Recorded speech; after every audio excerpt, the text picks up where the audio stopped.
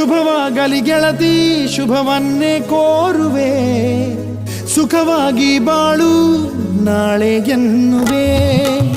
ಹೇಗೆ ಇರು ನೀನು ನಿನಗಾಗಿ ಕಾಯುವೆ, ಕೊನೆವರೆಗೂ ನಿನ್ನ ನಾ ಪ್ರೀತಿ ಮಾಡುವೆ.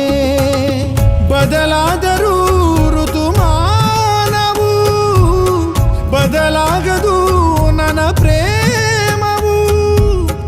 ಅಳಬಾರದು ನೆನಪಾದರೂ ಬರಬಾರದು ನೆಪಕಾದರೂ.